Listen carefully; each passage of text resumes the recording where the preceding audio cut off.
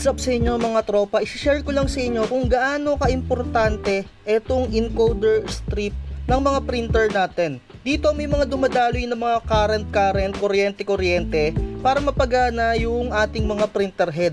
Ito yung nagko-command kung gaano kalakas yung mga ink na magagamit ng mga printer natin and kung saan yung location na babagsak yung mga ink. Ito yung may dahilan nun. Kung medyo pangit na yung pagprint ng mga printer ninyo at ginawa nyo na lahat, head clean, power clean, i-double check ninyo yung inyong mga encoder strip. At kung napapansin ninyo, etong encoder strip ko medyo nabakbak yung dito na part.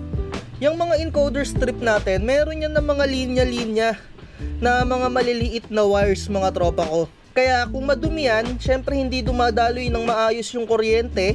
At syempre kapag ka nabakbak naman yung inyong encoder strip, kagaya ng nangyari sa akin, medyo nalakasan ko yung puwersa. Huwag kayong gumamit na kahit na anong liquid na panglinis. Ang gamitin nyo lang ay tissue. Pero kung gagamit kayo ng alcohol, ang gamitin nyo yung isopropyl alcohol at konting-konti lang yung ipapatak ninyo.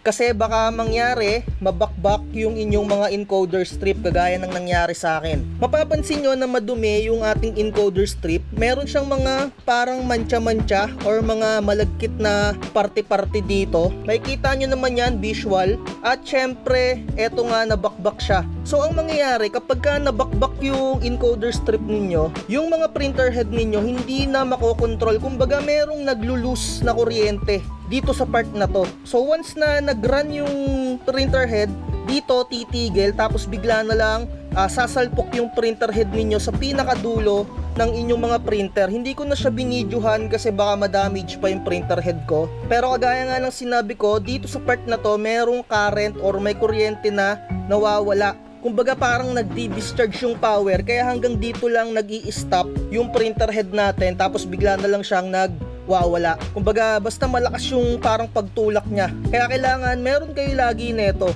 encoder strip at yung disk encoder. Napakahalaga din nun kapag ka merong maduduming linya or may mga white spot.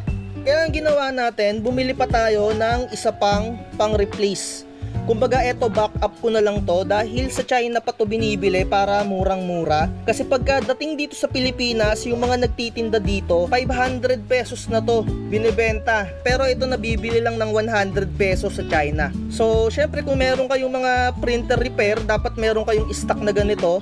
Syempre nakadepende pa sa mga printer models yung bawat encoder strip. Pero ito meron na akong backup. Sa pagkakabit nga pala nito mga tropa, makikita nyo dito, meron siyang parang pinakakanto. Ibig sabihin, ito yung pinakataas niya. Ayan o, ito yung pinakataas niya. Kaya yung pwesto niya, ganyan dapat.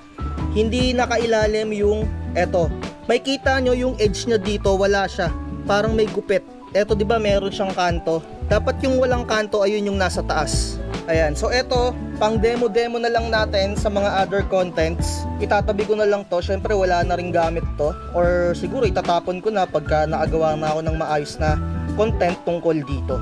And then, ayun lang, like, share, and subscribe. Kung may problema kayo sa mga printer ninyo, i-double check nyo palagi yung encoder strip. Bye-bye.